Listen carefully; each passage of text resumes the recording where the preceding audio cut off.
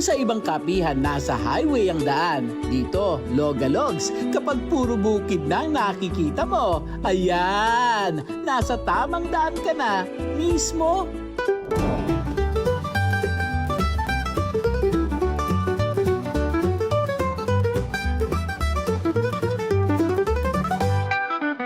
Dito sa Pulilan, Bulacan, may kapihang sa gitna ng bukid matatagpuan. At para mas kumpleto ang ating pagbisita, samahan niyo muna ang inyong kaka-farmer sa isang A Day in My Life sa probinsya. Huy! Welcome po. Hi! Boss, hindi na sayang ang tattoo. Uy, ano to? Kala ko ba magkakape tayo? Dito ba ilalagay yung Arabasket? Arabica? Yan nga po ang challenge, kaka. Oo. Kailangan mo muna ma-experience ang Bukid Life bago tayo magkape. Game ako dyan. Let's go, let's go. Tara na po. So kaka, mag-vegetable picking muna tayo dito sa Vegetable Farm, ha? Buti na lang. Dala ko na.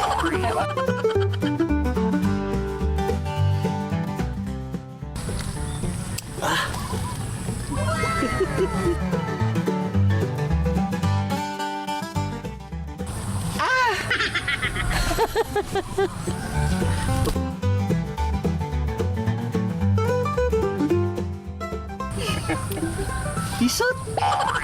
Ukra! Ukra! Ay, ang lalaki!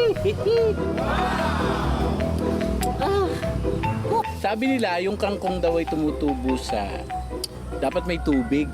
Pero ipupuntahan natin ngayon, kangkong na hindi na kailangan ng tubig. Chinese version daw siya. Kwang-kwang. Diba? Ito, kwang-kwang.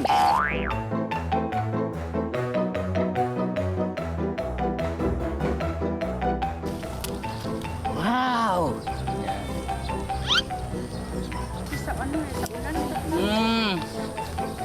Japanese naman to. Kanina Chinese kangkwang.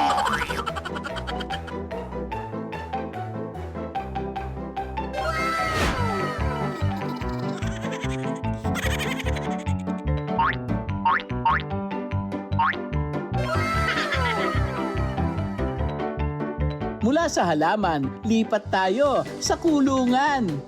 Magulang nila ay galing ng Czech Republic. Uy! Imported! Diba? Ikakaintindihan sila. Siguro yung nakaka-partner ng Czech Republic, isa na namang kababayan natin. Sigurado po. Oo. Kuha ng kapap. Tama. Hindi kumpleto ang probinsya experience kung wala ang fishing challenge. Woohoo! Woohoo! May pamilya pa na. May pamilya to! May pamilya! Sa mga naghahanap ng coffee shop na nakaka-relax, yung kung gusto mag-escape dun sa maingay na mundo ng pag-work, pwedeng magpunta dito sa Cafe Isidro. Wala pong aircon dito, pero merong fresh air, tsaka yung green. Lahat ng makikita mong green, relaxing. So, matatagpuan ng Cafe Isidro sa Sitio Dumayat, Paltao, Pulilan, Bulacan. You can search sa Waze or sa Google Map. Just type Cafe Isidro. Kung pagod ka na sa ingay ng syudad at gusto mong saglit na takasan ng lahat, abay, kape muna! Hindi kailangan ng mag-aarbong eksena dahil kapag kalikasan ng kasama, kahit simpleng kape, mas masarap ang pahinga.